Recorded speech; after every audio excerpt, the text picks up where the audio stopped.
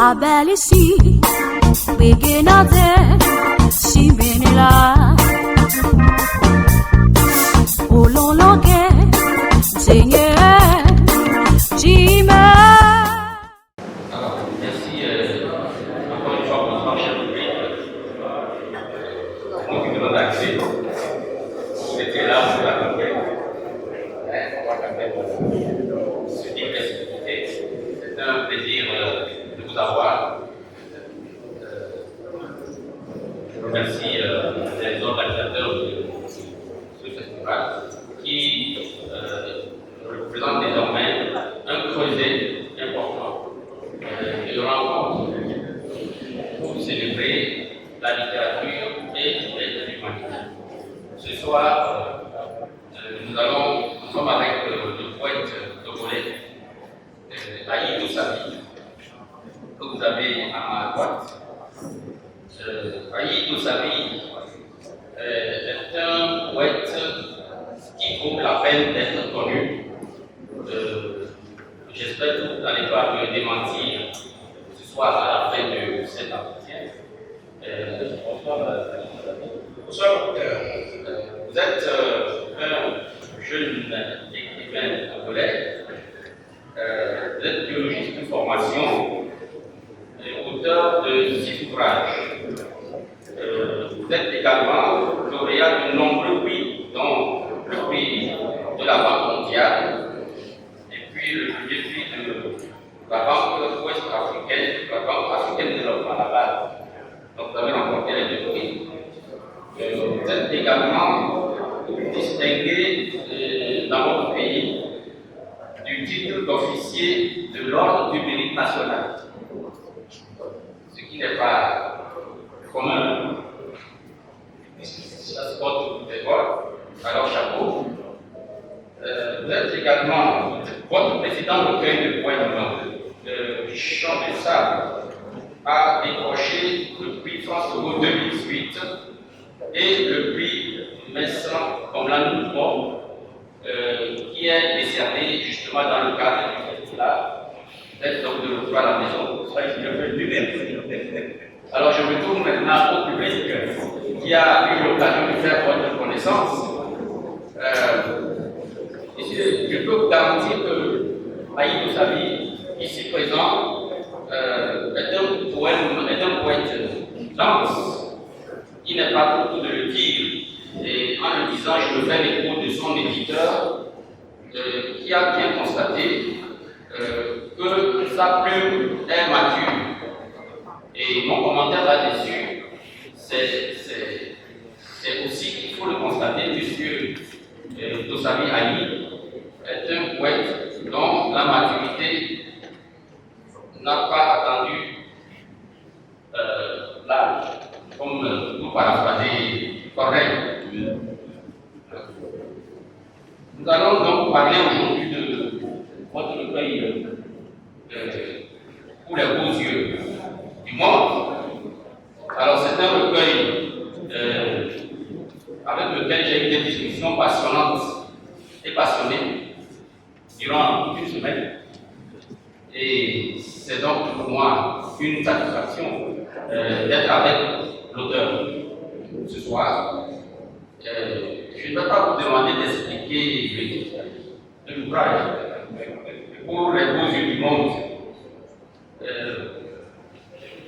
parce que je me suis rendu compte que le monde dans votre recueil de poèmes n'a pas de beaux yeux du tout.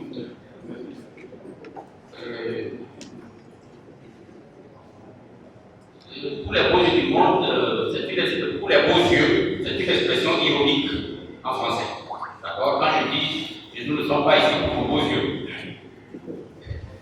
cela ne veut pas dire que vous avez vraiment de beaux yeux. Et vous comprenez donc que le poète Aïe Toussabi est un peintre de la souffrance, de la douleur, de la misère, mais il ne s'arrête pas là. Il montre le chemin de ce qu'il faut faire de cette misère, parce qu'on ne doit pas arrêter là. Il va nous dire tout à l'heure si je suis à la bonne voie. Alors, pour les beaux yeux du monde, qu'est-ce que vous avez à dire là-dessus? Qu'est-ce que nous sommes prêts à faire pour les beaux yeux du monde? Merci de nous retrouver autour de ce ouvrage. Vous avez quand même pris un certain nombre d'années à la rencontre. Et c'est un petit honneur de vous présenter dans le cadre de ce festival. J'espère vraiment qu'il représentera la contribution que je vois sur la scène littéraire et politique. Pour moi, c'est déjà une expérience importante parce que c'est le dernier hommage que j'ai repris depuis pratiquement 5 ans, depuis Jean Moussa. Le temps est passé, je pense, par une chose. Et donc, c'est toujours un plaisir de retrouver, on va dire, la scène de la création, après avoir passé plusieurs moments en tant qu'observateur ou commentateur, en tant que membre de différentes associations. Alors, pour le projet du monde, oui, je pense que vous avez une très très bonne lecture du projet du livre. Effectivement, c'est l'esprit de la. Je pense que j'en parle un peu dans la quatrième couverture, c'est-à-dire qu'est-ce qu'on est prêt à faire, disons, pour le projet du monde, pour l'idée de vivre, de survivre, notamment dans ce qu'on pourrait appeler un paradis déchu, un paradis perdu qu'est l'Afrique. Et donc, effectivement, il y a l'idée de la souffrance de vivre, la difficulté, la peine qu'il y a à vivre ou à survivre, on va dire, sous notre pic. Mais en même temps, une fois qu'on est face à cette souffrance, à cette difficulté, à la pénibilité du fait d'être, on va dire, africain, il y a quand même l'idée qui se dégage de quand même la vie, il faut la même être vécue. Et la vie est belle quand même. Donc, que ce soit un dimanche avec les amis autour d'une bière, ou après le footing du matin, ou après avoir eu du succès avec la belle demoiselle de l'envoie, ou même juste s'asseoir devant son portail et apprécier le coucher du soleil, du gaz qui soit sous le tropique.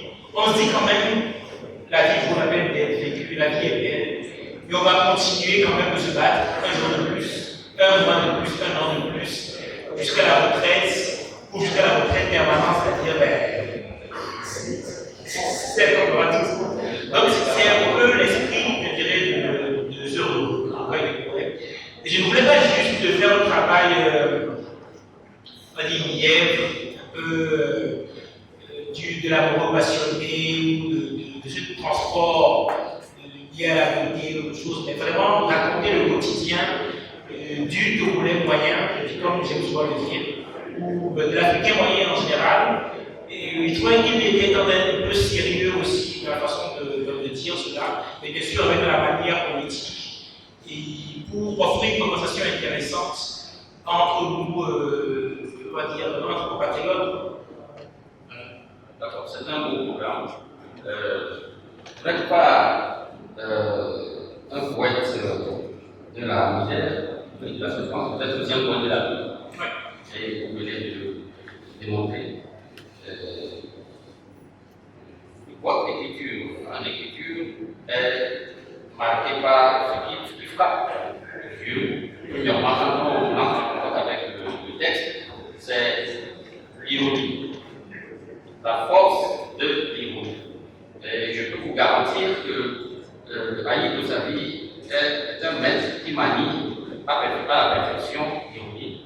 Son écriture est pleine de calembours et de savoureux jeux de mots, de ruptures sémantiques syntaxiques. Et j'ai eu du mal à retenir des passages qu'il fallait me lire, parce que chaque pièce est comme une pépite de diamant que l'on a envie d'emporter avec soi. Cependant, je me suis efforcé de retenir 4 thématiques sur lesquelles nous allons donc discuter ce soir. C'est la démarche et la froideur du critique que le poète doit souffrir. Donc, les 4 thèmes ici retenus, c'est l'espoir. Nous allons parler de l'espoir, nous allons parler de l'existence. existence d'abord, parce qu'il y a un arrière-plan très prononcé dans votre écriture. Nous allons parler également de la nation. Là, on touche un peu à la politique. Et puis, nous allons parler de l'écriture elle-même. Je crois que vous vous retrouvez dans les 4 grandes thématiques qui sont retenues. Parlons d'abord de l'espoir. Vous avez, dans votre intervention, annulé ma première question. Parce que je m'étais préparé à vous demander si vous êtes un poète de l'espoir ou du désespoir. Et vous avez déjà répondu. Est-ce que vous avez encore quelque chose à dire là-dessus? Ou si on me laisse faire pendant plusieurs heures, je dirais que non, effectivement.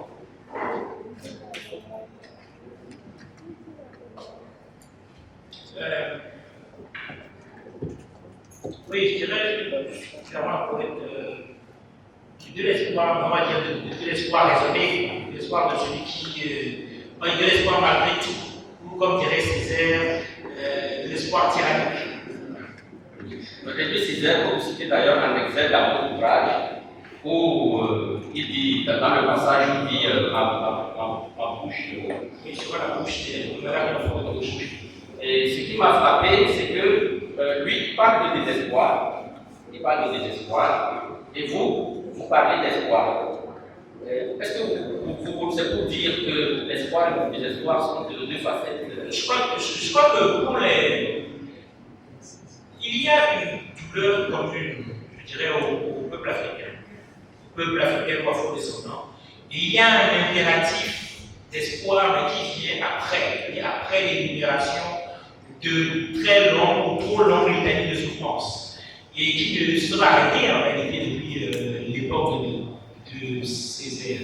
Et donc, pour nous, le fait d'espérer est presque un acte de révolte, un acte de rébellion, non seulement envers la douleur, envers la pesanteur même de la vie, mais aussi envers les différents oppresseurs, ou pas c'est différent de ça quand on regarde l'histoire que l'on a connue. Donc, pour les peuples africains, je pense encore aujourd'hui, l'espoir et le désespoir se jouent à cache-cache aux différentes phases d'une même pièce. Et donc, on a tout fait de tomber d'un haut dans l'autre.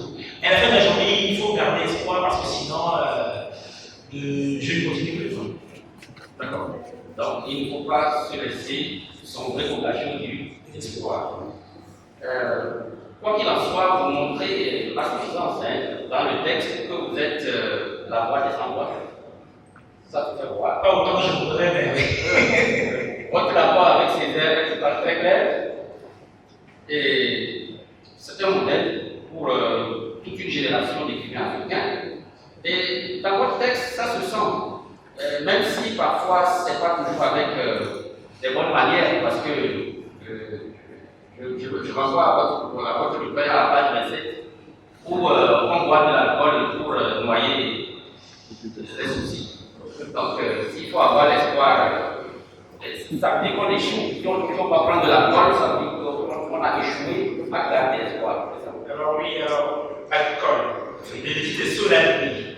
Alcool. Elle va mettre un verre pour oublier, une gorgée pour rêver, une lampée pour mourir à petit feu. J'ai plus la vérité gigotant derrière le rideau blanc, et elle m'a brûlé la gorge, et mes rêves et mes peines. À l'omé, la vérité du cours est au fond du verre de ma mère. C'est 50 fois la dose, soudaine et soudaine, du sec. On peut applaudir,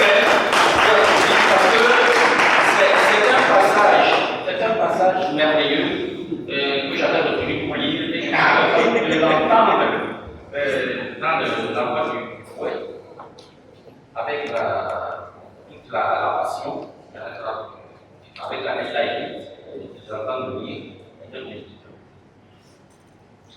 Il faut continuer. Oui, mais bon, le temps tout à l'heure, bien sûr, parce que c'est un passage que je vous encourage à lire. Vous n'allez pas être déçu, je viens de le dire à un de mes amis. Si vous achetez le livre, je ne suis pas déçu, vous allez passer des soirées tranquilles à causer avec ce poète Paul Père. Alors, je lui disais, vous voyez, en toute modestie, il n'a pas voulu se faire la voix des sans-voix. Mais son poème est parlant. Quand vous lisez le poème, les parcours de Robert d'Aïs Sabi, vous avez l'impression qu'il parle votre parole. Vous allez l'exprimer à peut-être ça, parler votre parole. C'est-à-dire des choses que vous avez toujours vécues et que vous avez envie de dire, vous avez l'impression qu'il est en train de vous relayer. Et c'est aujourd'hui le Césaire, c'est un Césaire réincarné. Si je dois pas évoquer. Oui, non, tout à fait, on peut le dire, je peux le dire sans crainte d'exagérer. En tout cas, je crois que. Alors, une autre très belle pièce qui est dans cette veine, c'est Silence on meurt, page 37. Oui, Silence on meurt. Alors, comme j'ai dit, on parle pas longtemps, je ne peux pas tout dire, mais voici quelques extraits. C'est en silence que meurent les choses qui ont bien vécu. Un sourire au coin des lèvres et un doux soupir au creux de l'âme. Soit les hommes pleurent-ils dans leur tombe parce qu'ils sont à peine vécus. Pourquoi pleurent-ils dans leur mort? Parce que les factures impayées, parce que la sûreté et le courant coupé, parce que la TDE et le robinet sont scellés, parce que les interdits bancaires et évadés fiscaux sans paradis, parce qu'il faut travailler et vivre. Mais je vais vous couper l'appétit à partir d'ici. Ce qui est beau dans ce poème, c'est l'art de la redondance, l'art de la répétition anaphorique. Il l'utilise bien parce que cette répétition anaphorique reflète la répétition même de la misère qu'il peint. Et vous allez remarquer qu'il utilise sur de longs vers des phrases nominales, c'est-à-dire des phrases sans verbe. Et vous savez que le verbe, c'est la vie. L'absence de verbe, il reflète ici le caractère insupportable et inexprimable de la réalité qu'il veut peindre. Nous reviendrons un peu sur le thème de l'espoir. Mais le second thème qui est saillant lorsqu'on lit, c'est le thème de la nation. La nation est le centre, est le second thème après l'espoir dans notre recueil. Je vais vous proposer si pour vous la nation n'existe pas. C'est vrai, pas encore. C'est le constat que j'ai dit. Oui, je trouve que c'est très juste. Dans mon esprit, nous ne sommes pas encore, on va dire, une nation. On va peut-être le devenir, on est en chemin, mais l'honnêteté voudrait que on n'est pas encore une nation. Alors, est-ce que cela vous amène à un repli sur soi? Parce que j'ai retrouvé aussi que vous vous exilez.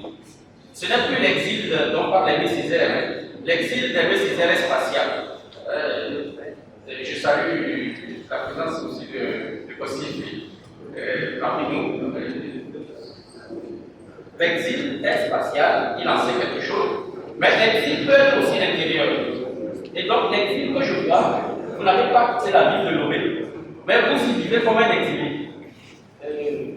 Vous allez peut-être nous en dire. Non, ça me semble très très juste comme lecture. Je pense que c'est quelque chose qui est propre à beaucoup pas aussi de intellectuels, mais d'esprits qui sont plus tournés vers ce genre de choses. Nous sommes à bien des égards, comment dire, nous nous sentons coupés du peuple dans lequel nous vivons, pour le dire de cette façon. C'est-à-dire que, soit parce qu'on est habité par des ouvrages, une littérature, une culture qui est encore perçue comme alliée ici, étrangère ici, soit parce que l'État ne nous a pas expliqué expliqué, on n'a pas su nous convaincre qu'on participait du même projet. Il y a je dirais une triple division. C'est-à-dire qu'il y a d'abord la séparation de l'intellectuel introverti, on va dire. Parce que bon, chez vous encore, quand tu es, vous ne connaissez pas les livres de background de foot, c'est bizarre. Pour le dire, voilà, je suis un garçon. Et il y a ça, il y a aussi le fait que, de par mon histoire familiale et nos positionnements politiques, on n'a pas toujours été forcément du meilleur côté de l'histoire officielle togolaise, pour les dire comme ça. Et enfin, il y a la troisième séparation qui est celle de. Vous savez, quand on est invité par beaucoup de ces catégories, nos pères sont soit morts, soit à l'étranger.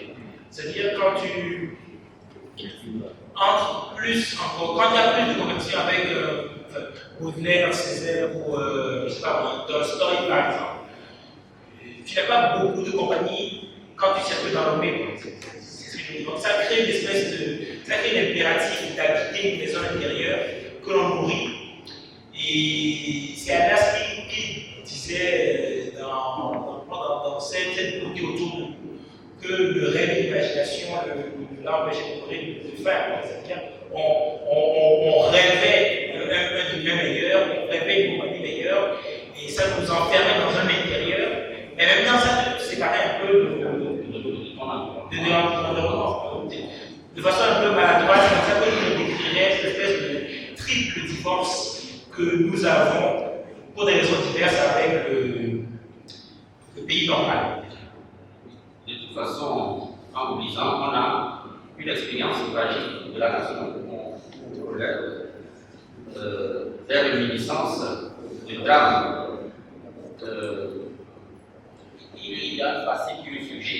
Il faut comprendre par exemple que moi, j'ai grandi dans le camp de vie de Satimania, je suis un naufragé de l'époque de la communisme, même si je n'étais pas vécu par la mémoire, parce que j'étais gamin.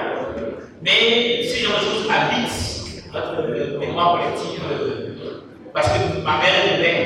Et bon, disons que tous les 5 ans, on collectionnait les bonbonnes de gaz lacrymogène à la maison. Et donc, bon, tout ça raconte quand même l'histoire d'une certaine frange de la nation togolaise, que les gens de 2000 ont un peu oublié, parce que c'est pas connu.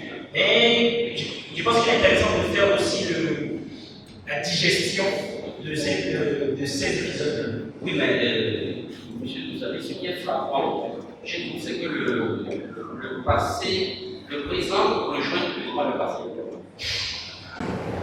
Et on aurait bien voulu que ce soit juste un fait de mémoire qui le surgisse.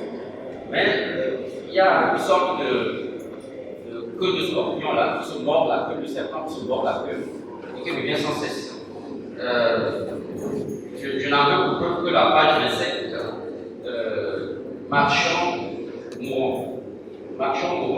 Alors c'est un poème qui en même temps ressuscite un passé tragique, en même temps qu'il s'inscrit dans l'actualité la plus brûlante.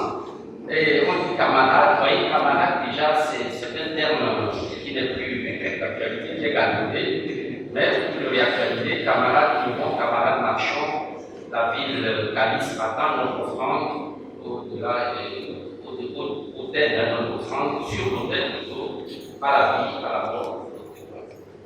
Est-ce que vous avez l'impression que nous sommes toujours dans un perpétuel numérique? Alors, vous savez, le monde est toujours en train de s'effondrer.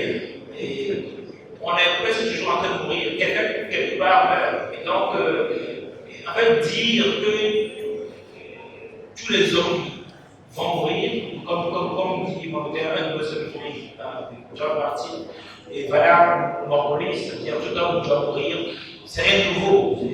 On est habité par l'idée de la mort depuis la nuit des temps. Mais c'est intéressant que vous, par contre, que vous la liez à une actualité togolaise, j'ai presque envie de vous reprendre le miroir, parce que j'évoquais d'abord une généralité, c'est-à-dire l'idée de la mort en tant que chose certaine, mais je trouve vous, par contre, vous fassiez le lien avec une actualité qui est moins philosophique. Donc, comme quoi, je pense qu'en tant que Togolais, nous portons tous le même traumatisme, même si nous ne le nommons pas forcément. Oui, absolument. L'idée de la mort, on y reviendra. Mais dites-nous, est-ce que cette expérience tragique avec la nation vous conduit quand même à un refus, à un excès qui consiste à dire que je suis un apatride en dehors des papiers qu'il me faut pour faire des formalités? Parce que vous dites quelque part, je ne trouve pas la page, je me souviens, c'est une phrase qui m'a touché. Vous avez dit, je ne suis pas congolais, je suis lomé. Quelle est la différence? Alors ça, c'est vraiment plus, je pense qu'il y a une particularité identitaire des gens comme moi qui sont nés, ont grandi à Lomé, en fait. Et quand on est dans un pays où la nation n'existe pas, parce qu'elle est à construire, et que, en fait, on a plus d'identité, on va dire, ethnique que nationale, la ville de Lomé devient un microcosme, une fin en soi. C'est-à-dire, moi, je me sens beaucoup plus loméen que Togolais, presque. Mais en même temps, on dit là, ça comme Lomé, la capitale de la Lomé, donc c'est plus simple comme ça.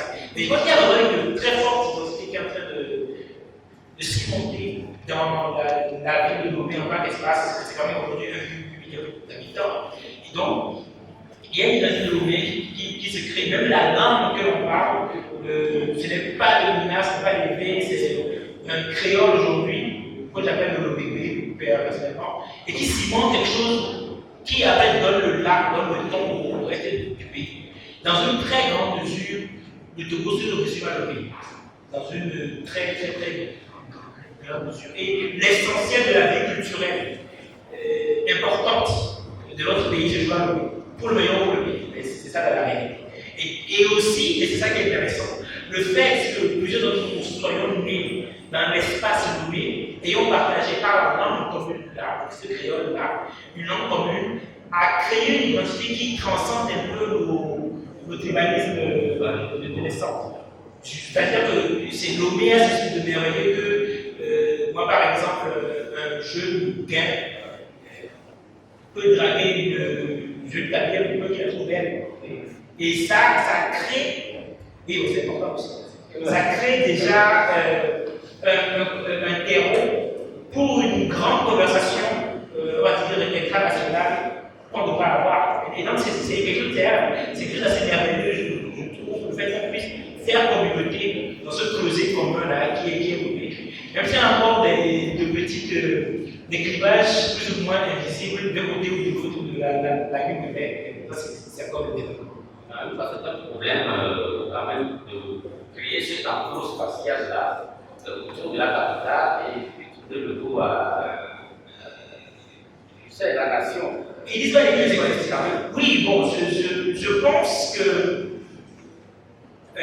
il faut faire au mieux avec ce que l'on a. Et ce que l'on a aujourd'hui de mieux, c'est ce creuset qui est Lomé. Est-ce qu'on peut s'en servir pour consolider un projet national? Je pense que oui. Mais il faut déjà admettre que, pour quelqu'un comme moi, par exemple, il faut croire que moi, je suis né, j'ai grandi à Lomé. Je n'ai pas le privilège d'être né ailleurs, d'être venu pour les études, pour le travail. Je suis né, j'ai grandi ici, j'ai vécu à Belle, je suis Nicolas et tout moi. Je n'ai même pas encore vécu au-delà de la commune de Papa, par exemple. Donc, pour moi, c'est encore plus consolidé que pour quelqu'un qui, par exemple, qui était de, je sais pas, de Famille ou de Dara ou de Pao, c'est cassé. Je pense qu'on a ce côté identitaire aussi. Qui est-ce qu'il est? C'est tout à fait compréhensible. Est-ce que vous parlez de l'existence et de la mort maintenant? Quand on lit votre recueil de poèmes, on est saisi par la dimension philosophique. Vous amenez le lecteur, encore une fois, encore et encore, à ressentir le caractère éphémère de sa vie, les minutes qui passent de façon tragique. Et quand j'ai lu votre biographie, j'ai découvert que vous êtes biologiste de formation. J'aurais joué comme des philosophes. Et les philosophes qui sont ici en seront témoins quand ils auront lu cela. Qu'est-ce qui vous a amené vers cette posture que j'appelle philosophique? Est-ce que la biologie aussi? Alors, énormément. Moi, dans toutes mes conversations aujourd'hui, s'il s'agit de discuter des hommes, j'aurais toujours la biologie, parce que c'est le réel. C'est la réalité concrète de la vie des humains, de la vie tout court. Et quand on s'éloigne de la biologie, on commence à faire des bêtises. Si les certitudes qu'on a ne sont pas ancrées, dans le réel, dans comment les choses fonctionnent dans notre esprit, c'est qu'on est dans la vérité. Mais pour ce qui est de la philosophie de la mort, il faut comprendre que qui disait ça que les écrivains sont obsédés par deux choses. Et le sexe et la mort. Et c'est très vrai. En général, soit on est habité par la mort en permanence, soit on pense au cœur en permanence. Et souvent les deux même transparaissent ou ils transpirent dans les différentes œuvres. Je prends, et surtout pour les gens qui ont vécu. Vous savez que les années 80, 90, 2000, c'était quand même pas mal, c'était assez intense en événement.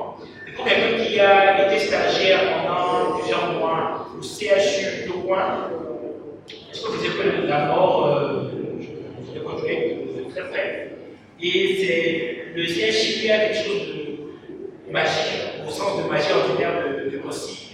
C'est que ça peut te briser. Tu passes une semaine là-bas, tu comprends très vite que c'est que comment la vie est fragile.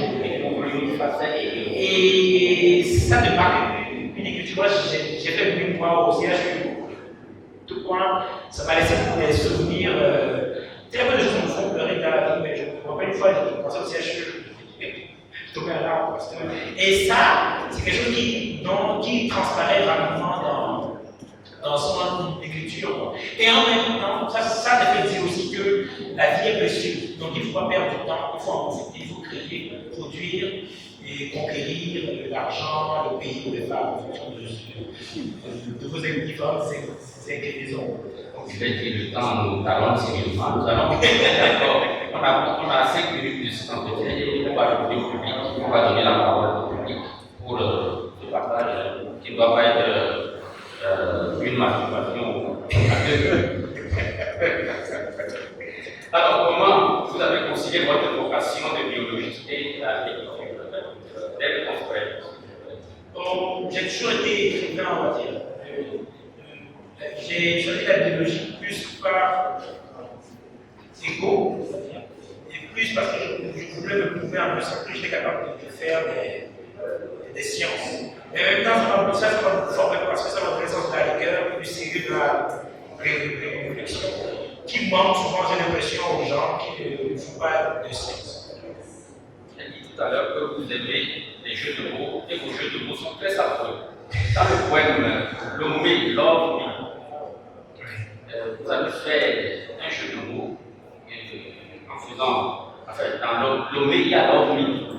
Il suffit de mettre VE, et puis vous pouvez. Et c'est aussi l'homme. L'homme, voilà. Aime-moi, oui.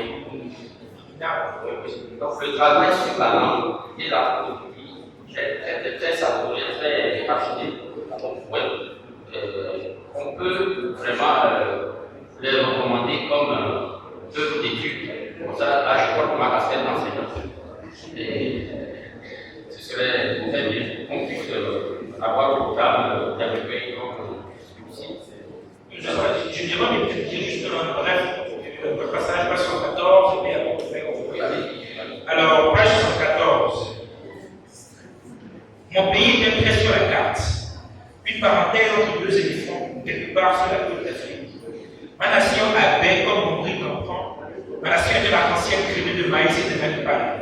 Ma nation ex-abrolée s'est badigeonnée de blanc sale, puis jaune sale, puis d'orange, puis de bleu. Bleu ciel, bleu billet, bleu de ville. Mon pays revend cette terre et achète des consciences. Un billet vert pour la terre, un billet bleu pour la conscience. Et si le peuple voit rouge, c'est qu'il se boit dans son propre sang. Mon pays veut souvenir à écrire, à imprimer en la terre et ses librairies. Un tampon acheté dans tous les passeports du monde. Laissez passer. Urgent, humanité en marche. Mon pays peut trottinette dans le sac à dos de la débailleur. Il l'emporte avec lui sur Instagram ou dans les toilettes des dames, sur les stades ou dans les mémoires des hommes. Mon pays est un rêve en devenir, une éternité qui attend son heure, pendant que la mer nous ronge les pieds entre silence et mugissement. Mon pays aurait pu être grand si ce n'est pas la taille, au moins par ses enfants. Mon pays est d'espoir, un déjeuner dans le vide fécond, par la toute dernière la messe. Il me semble que ce passage, un très beau passage, me permet de vous poser une autre question. Quelles sont vos références littéraires? Parce que ce passage, moi j'ai retrouvé dedans du Rossier.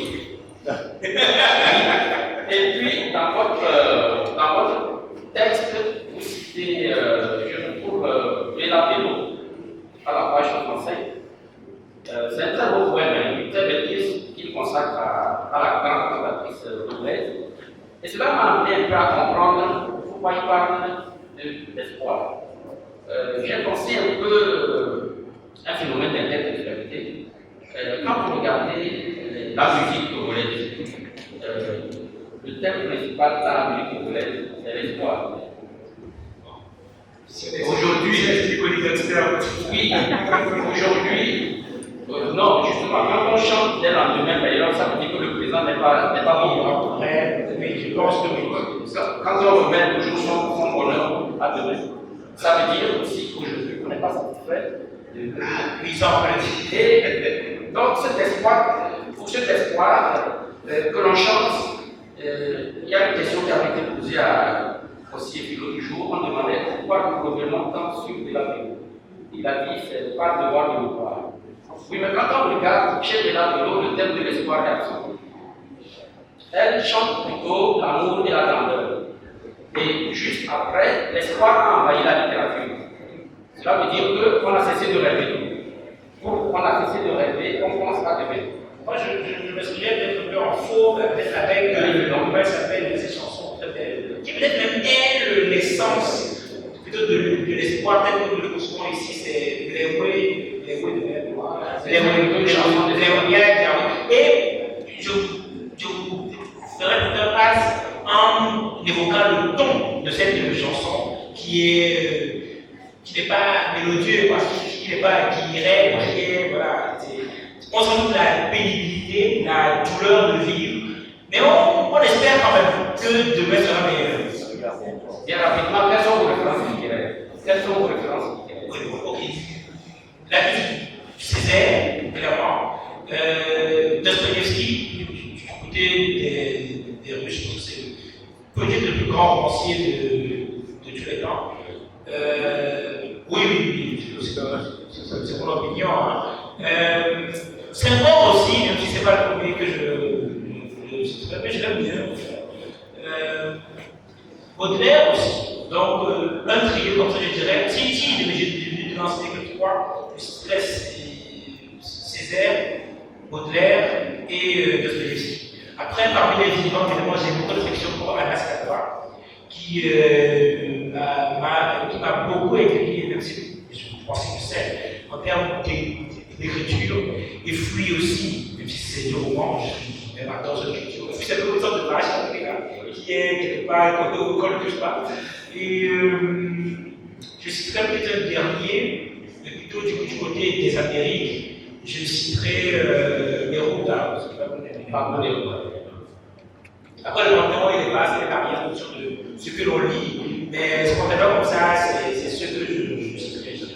Et aussi, on ne nous pas assez considérer peut-être le plus grand poète de Baudelaire. Je m'en l'attendais dans votre liste. Vous avez le citer. Oui, pardon, je n'avais pas je peux garantir en tout cas que tous ces grands que vous citez, vous avez su lire, les assimiler, mais vous avez essayé de retrouver votre marque. Parce que l'écriture, c'est ça, on apprend toujours en lisant les grands.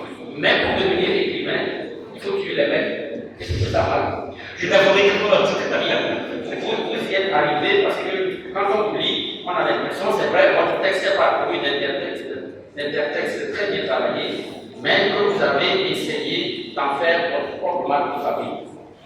Et aussi quand même un mot sur l'écriture. L'écriture symbolise quoi?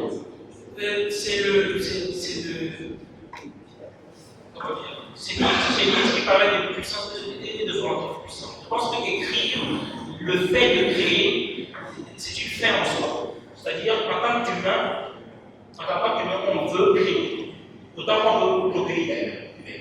Créer est une fin en soi, et pour moi, l'écriture est la façon d'être un humain complet.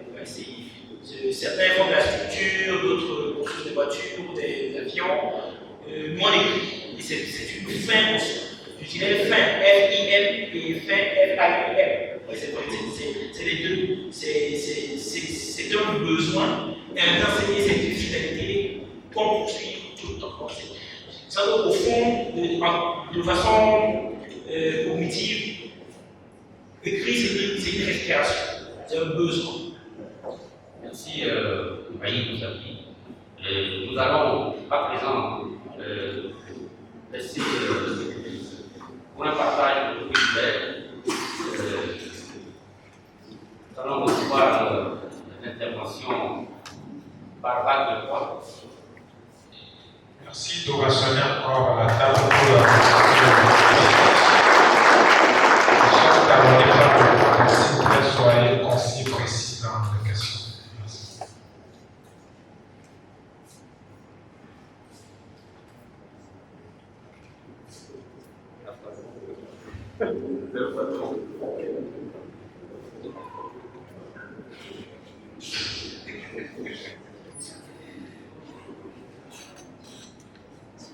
Merci. Je voudrais féliciter le mouvement pour la brillance de l'interview et du compte rendu là. Ça me rassure beaucoup. Je crois que tout le long de ce festival, nous avons eu des modérateurs, des présentateurs très beaux. Et en tout cas, ça fait plusieurs années que je te répète. Et heureusement, à cette édition, vous m'avez eu. Oui. Merci beaucoup. Félicitations à Renaud. Bon, en tout cas, tu sais très bien que je t'affectionne beaucoup. Il faut dire que depuis Rosé le thème, un passage comme ça, et quelques points par-ci, par-là, un propos pour moi, un propos raffiné, affirmé, et aussi affermi. J'avoue que pendant un moment, j'avais pas douté, mais eu peur. Vraiment eu peur que quelques situations de détournent de cette ligne, de cette façon de penser et d'agir. Mais heureusement, à la lecture pour les beaux yeux du monde, je peux m'estimer le plus heureux. De toute façon, je tâche souvent dans les bagarres. Des fois, je suis très heureux, mais ça ne se pas. Donc voilà, c'est ça, félicitations. Je constate que tu abordes une réalité du sujet. Donc, c'est-à-dire que quand tu veux parler d'amour, tu le fais dans un sujet. Quand tu veux parler de la politique, ce n'est pas c'est que tu passes la part de ce féminisme, tu dis vraiment. Tu me dis rapidement et moi, ça me plaît beaucoup de d'écouter aussi parler. Il y a quelques éléments que j'apprécie aussi de ton écriture. Par exemple, le désir sur le fait du corps de la femme. Tu dis du corps de la femme et le désir du corps de la femme. Pas la femme, parce qu'il y a plus de distance. Et ton propos, en tout cas, se démarque et se désengage de la justification. Et c'est quelque chose qui est étonnant, parce que pour écrire un d'amour, un désir, facilement retourner dans la justification en mettant autre chose à la place de ce qui peut nous permettre de nous pousser à revenir encore et encore sur le même corps tout à fait recueilli, puisé, le désir, le plaisir, la félicitation pour la qualité de la façon dont tu abordes ce sujet, mais aussi pour d'autres sujets encore. Tu fais avec autant d'entrain que de relire n'est pas du tout un fardeau. C'est avec plaisir, en tout cas pour moi. J'ai deux questions. Pour combien de temps est-ce que tu vas me faire l'empire? Parce qu'entre Jean de Sable et les beaux yeux du monde, en tout cas, tu sais combien on t'a interpellé. Et le résultat est accompli la soif. Pour combien de temps tu vas me faire l'empire encore? Et pour finir, je ne sais pas si tu es venu pour rester dans ce champ, mais je constate avec beaucoup de plaisir l'hommage et le remerciement que tu rends aux ancêtres et aux amis invisibles. Est-ce que c'est une vie de vacances qui renaît ou c'est juste une impulsion fugace? Si tu fais, tu disparais, on va voir les rolos sur ce champ. Merci.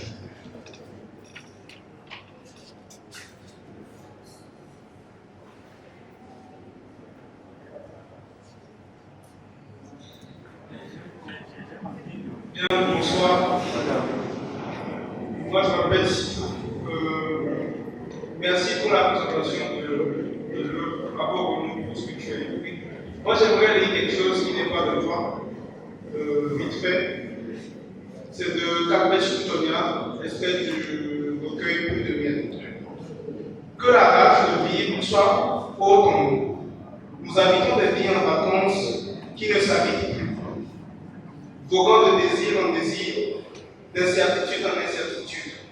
Nous habitons des vies amulettes, amarrées au cou des cannibales modernes. Le temps passe et nos enfants vieillissent. Ici, chaque jour qui meurt est un son de plus sur notre enfance. Ici, l'espoir voyage du nord vers le sud et le sud se suicide dans la mer. Sous les yeux bondés d'une vie qui n'est pas à son dernier jeu de Colin Maria. Justement, certains passages qui ont été lus tout à l'heure de Pour les beaux yeux du monde nous fait penser à ce truc. Et la question que ça m'évoque à toi, mais également à Patron, c'est qu'aujourd'hui, est-ce que la marque de la souffrance, notre histoire, nos histoires politiques, nos histoires personnelles, notre histoire en tant que peuple-nation qui nous charrie, est-ce que ça n'a pas forgé aujourd'hui une école de la poésie congolaise?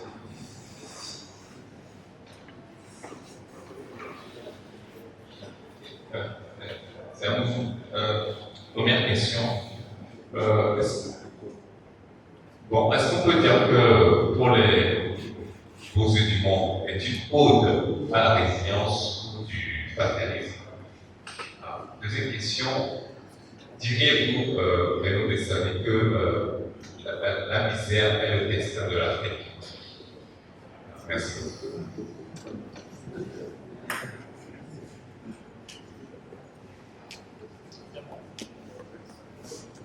Ça fait quoi l'intervention? Alors, je ne pense pas. Est-ce que la misère est le destin de l'Afrique? C'est non. Je pense que ce continent est à construire. Et c'est Edem Kodjo qui disait dans l'Afrique qu'il ne faut surtout pas céder au désespoir, l'Afrique a sa manière de voir. Il y a un impératif avec le fait d'être vivant, qui est qu'il faut toujours se battre pour vivre et continuer à survivre. Le désespoir n'est pas une option en fait. On n'avait pas le choix du désespoir. Le désespoir, c'est quelque chose qui n'existe que dans la poésie, comme direct. Et le désespoir n'existe que dans la tombe. Donc, tant qu'on est vivant, on a pour devoir continuer à se battre et à exprimer sa volonté de puissance, sa volonté de vivre autant Donc, non, notre destin n'est pas la misère. Et on peut vraiment transformer ce qui se passe en un paradis réalisé pour le coup en quelques décennies. Ça peut aller très vite. On peut construire un minimum discipliné et visionnaire et prêt à faire respecter ce qu'il faut. C'est ça qui est, à mon sens, très nombreux et beaucoup plus important que ce que les de vrais moyens imaginent. Mais la liberté, la prospérité sont à ce prix-là. Alors, résilience ou fatalisme, j'aurais bien aimé dire résilience, mais ce mot me revient tellement dans mon travail tous les jours que je m'en méfie un peu. Donc, je préférerais celui de l'orage de vivre. Voilà, je préférerais cette résilience. Alors, est-ce que la souffrance appartient à l'école de la vie? Oui, absolument. Je pense qu'aujourd'hui, on est dans un contexte où, vous savez, après les premières études de l'adolescence, quand on rentre dans la vie réelle, la vie matérielle du jeu, du boulot africain, on ne peut pas s'empêcher quand même de se rendre compte au monde mondain. Et ça transparaît évidemment dans nos écritures. Donc, oui, tout comme on ne connaît pas les Amériques latines se sont consolidées, leur identité s'est consolidée dans le sang. Donc, bon, quelque part, l'un des bons côtés de la souffrance ici, c'est que ça risque de consolider pour les élèves. Risque de paraître cynique. Oui, voilà, oui, voilà, c'est ça, peut être cynique. Une école littéraire, tout aussi motivée que qui déploie le cadavre sur nos pavés par le plan de titre d'une pièce de théâtre de vos voisins. Alors,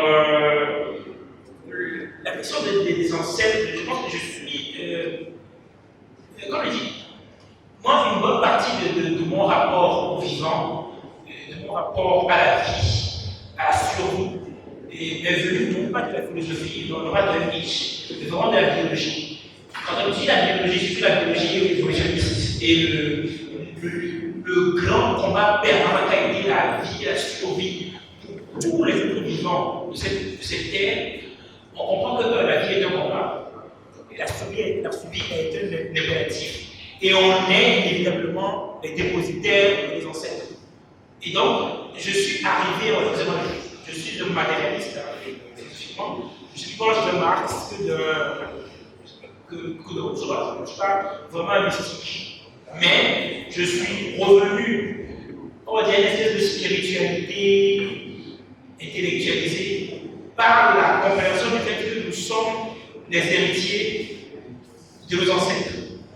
Chaque personne qui est ici est le descendant d'une très longue lignée de gens qui ont survécu et qui se sont reproduits. Ouais. Si un seul de vos grands-parents n'avait pas d'enfant, vous ne seriez pas là.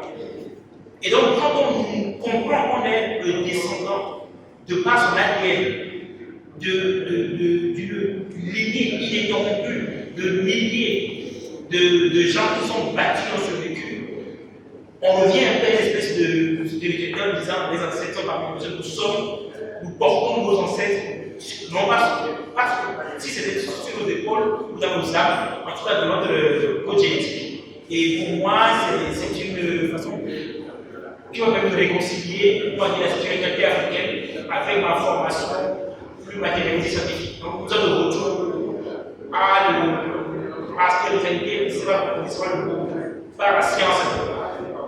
Alors, enfin, combien de temps pour le prochain? J'espère passer rapidement parce que les 4 dernières années sont passées très vite. Je ne les ai pas vu passer parce que justement, je travaillais, je faisais des quotidien. Je comprends que je n'ai pas beaucoup de temps sur cette terre, ça va aller très vite. Et ce qui comptera quand je ne serai plus là, ce ne seront pas les salaires qu'on va à la fin du mois, ni les 2 week-ends de Guinness que je paye chaque week-end chez le barman, mais ce sera certainement ça. Et voilà, et donc, c'est en fait ce qui compte, c'est le livre. Et pour fuir la misère, pour fuir une certaine pauvreté ne suffit pas. Il faut produire, il faut créer. Et c'est plus important que le Togo même mérite des écrivains qui sacrifient, on va dire, qui se consacrent aussi pleinement aussi au fait d'écrire. Il faut survivre, évidemment, il faut manger, mais quand même, il faut prendre l'écrire. Il faut prendre, parce que le livre nous survivons et pas nous savons. Et bon, la question du corps de la femme, c'est la même chose. Je parle de l'étude de la biologie, de la psychologie évolutionniste. J'en suis arrivé à aussi de la psychologie de la philosophie, notamment comme Freud. On comprend ce qui nous meut en tant qu'être vivant vers le corps de la femme. Et pas parce que c'est autre chose. Et c'est un être vivant, comme qui a une âme, qui a un esprit, qui a des affects. Ce n'est pas juste un terrain de chair à conquérir. Et donc, quand on comprend que c'est un autre soi, c'est très différent, on apprend un peu à séparer cette espèce d'obsession du fait érotique, de l'être femme avec qui on peut avoir une conversation, discuter, je ne sais pas, sonder les secrets de l'univers, ce genre de choses. Et donc, on a nécessairement à sublimer le désir et à le transmettre par l'écriture. Je pense qu'il s'agit d'une espèce de transe qu'on crée, et non seulement un de transe quand on veut écrire, où on rend par l'écrit cette espèce de rage un peu contrôlée qui est l'éros, on va dire. Et on la rend. Et aussi on comprend en fait que ce éros est essentiel parce que si les humains n'étaient pas obsédés de cul, on emploie le mot dans sa forme un peu triviale, on ne serait pas là. Parce que ta vie est tellement difficile que si on n'était pas obsédé, si Dieu n'était pas à manger, c'est encore le mot Dieu, si Dieu n'était pas à manger, qu'on soit obsédé par le sexe et la reproduction, il y a longtemps qu'on aurait arrêté de vivre parce que quelqu'un disait c'est trop dur, c'est bon, cette sécheresse, c'est bon, j'arrête, et on s'arrête là. Mais parce que Dieu s'est arrangé pour qu'on continue, c'est pour ça que le jeu continue jusqu'à maintenant. Il y a une espèce de magie extraordinaire pour le coup, et qui est en jeu dans ce contexte. Donc c'est un peu tout ça dont il faut être conscient et que l'on rend, auquel on rend hommage à travers l'écriture. Merci. Parole de biologiste. Ou de philosophe biologiste. Pour être plus exact. Je disais au début de cet entretien que Aïd Boussami est un poète qui vaut la peine d'être découvert. Nous l'avons donc compris. Son recueil pour aux yeux du monde vaut un détour. Vous allez passer, je le répète, des heures tranquilles, des heures d'extase en le lisant. Nous savons maintenant que nous avons en lui un écrivain qui peut compter et qui nous a promis de continuer de travailler et de produire très prochainement. Oui, nous savons reprendre nos mots. Voilà qui referme la discussion. Et je voulais, avant même de la fermer, citer Sonny Lapoutancy, qui disait quelque chose, qui disait « À quoi sert un écrivain s'il ne peut appeler les choses par leur nom et s'il n'a pas suffisamment de nœuds dans sa culotte pour montrer qu'à quelque chose qui est bon ?» Et cette citation s'applique bien à vous. Nous espérons que vous allez continuer d'écrire, non pas pour les beaux yeux du monde, mais pour le bonheur des lecteurs de vous. Et donc, je rappelle un image il est à 5 000 francs, donc nous avons une table là-bas pour vous le procurer, une dédicace, ça fait toujours plaisir. Et lisez-nous, ça nous fait plaisir. J'espère vraiment que cet ouvrage rentrera dans vos maisons, dans vos salles de classe, et que ça apporte une petite compensation dans le paysage, pas seulement littéraire, mais le paysage intellectuel de vos lèvres tout court. Merci d'être là et merci de vous lire. Merci beaucoup.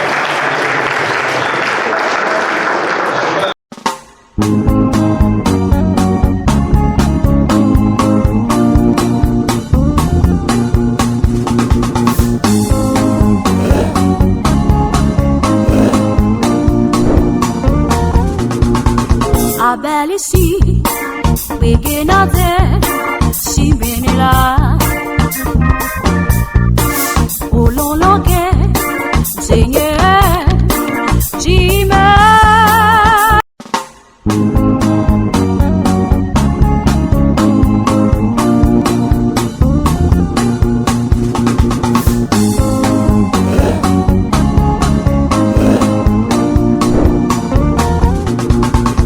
Abel ici,